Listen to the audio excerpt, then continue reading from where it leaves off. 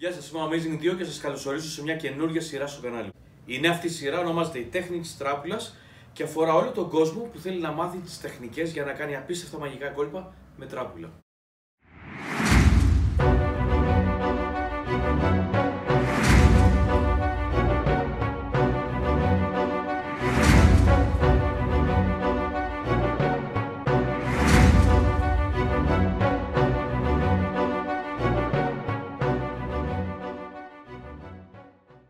Βήμα-βήμα, όλες τις τεχνικές από έναν από τους καλύτερους στις τεχνικές στην τράπουλα στην Ελλάδα, τον Τζον Σκαμπίρο.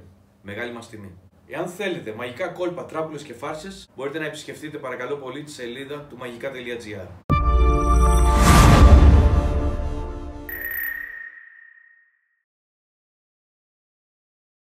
Είμαι σίγουρος, κατακτώντας αυτές τις τεχνικές, θα καταφέρετε να κάνετε τα πιο απίστευτα, τα πιο εντυπωσιακά μαγικά κόλπα.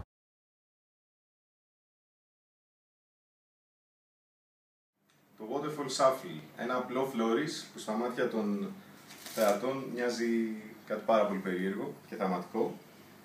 Ξεκινάμε με τράπουλα σε βαθύ beetle grip, αρκετά πιο βαθιά από ότι σε κανονικό, και αυτό που θέλουμε να καταφέρουμε είναι να λυγίσουμε τα φύλλα ώστε να πάρουν το σχήμα της ασπίδας, ας πούμε, του χεριού, ξεκινώντας από το πάνω μέρος τους.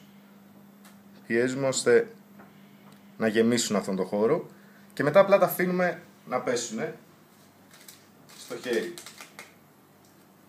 Ο ρυθμός πρέπει να είναι ελεγχόμενος, πρέπει να είναι ομοιόμορφος βασικά, δηλαδή δεν θα αφήσουμε λίγα, μετά λίγα ακόμα, πρέπει να είναι κάτι ομοιόμορφο ώστε να γίνει ωραίο στο μάτι. Η βασική λογική είναι αυτή και ο λόγος που ονομάζεται Waterfall Shuffle δεν είναι shuffle, προφανώς δεν ανακατεύουμε τα φύλλα, αλλά όσο περίεργο και αν ακούγεται, πολλοί από τους θεατές νομίζουν ότι ανακατεύουμε κάνοντας αυτή την κίνηση, που τα φύλλα έχουν ανακατευτεί, οπότε δεν υπάρχει κανένας λόγος να τους χαλάσουμε το illusion.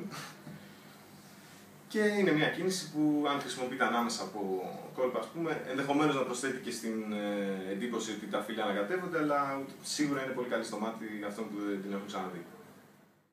Εάν σας άρεσε αυτό το βίντεο, παρακαλώ πολύ κάντε ένα subscribe. Πατήστε το καμπανάκι για να λαμβάνετε ειδοποιήσεις κάθε φορά που ανεβάζουμε καινούργιο βίντεο και αν θέλετε κοινοποιήστε τα βιντεάκια μας.